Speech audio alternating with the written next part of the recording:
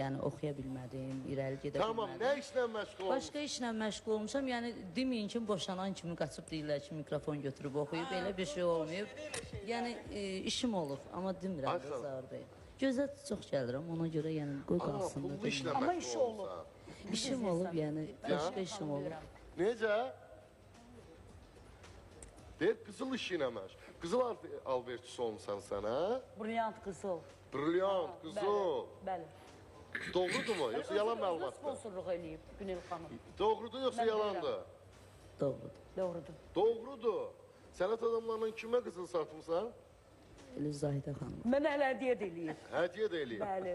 Başqa? İnanın ki, mən sənət adamlarına bu bir zarafatı çoxsuna hədiyyə eləmişəm.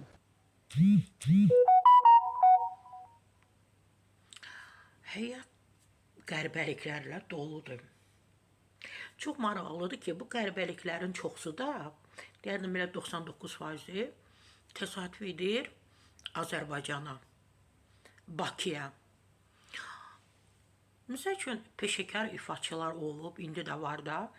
Onlardan soruşanda ki, siz bu sənətə necə gəlmişsiniz? Deyirlər ki, nə bilim, valideynlərim bu sahədə olub, elə kiçik yaşından, 1 yaşından, 2 yaşından, 3 yaşından oxumağa başlamışıq, musiqilə təmasda olmuşuq, o canlı musiqiləri eşitmişik, tar görmüşük, kaman görmüşük, nə bilim, digər musiqi alətlərini görmüşük, digər musiqiçiləri görmüşük, təbii ki, peşəkarları. Nə bilim, musiqi məktəbinə getmişik, musiqi məktəbindən sonra filan kəsin yanına getmişik, dərs almışıq və böyüdükcə, təbii ki, o pillələr də qalxır da, musiqi pillələri və məlum olub ki, sona qədər bu adamlar musiqiçi olub və gəliblər bugün peşəkardır. Çox maraqlıdır ki, indi məsəl üçün var da, belə gəliblər müğənnilər. Biri deyir, mən 3 ay bundan əvvəl dırnaq ustası idim. İndi gəlib müğənni olmuşam. Bir başqası deyir ki, nə bilim, ayaqqabı, nə bilim, neyniyən idim, nə bilim, tikən idim, nə ütüləyən idim, corab ütüləyən idim, digər nə idim. İndi gəlmişəm, musiqiçi oxuyan olmuşam. Bu xanım da deyir ki, məlum olur ki, bu qızıl alverlə məşğul olub. Paralar da çox olur da bu sahədə, qızıl alver edənlərdə. Fikirləşib ki, bu paraları hara xərcləyim? Düşünüb ki, hamından yaxşı müğənni olmaq lazımdır da. Para qoy, para götür.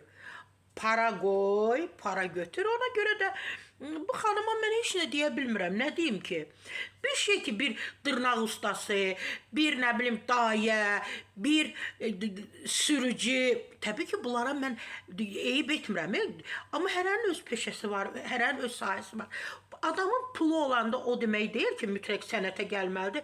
Mikrofonu əlinə almalıdır, oxumalıdır. Azından biz peşəkarlara hörmət qoymalıyıq, sayğıyla yanaşmalıyıq. Hörmətli qeyri-peşəkarlar.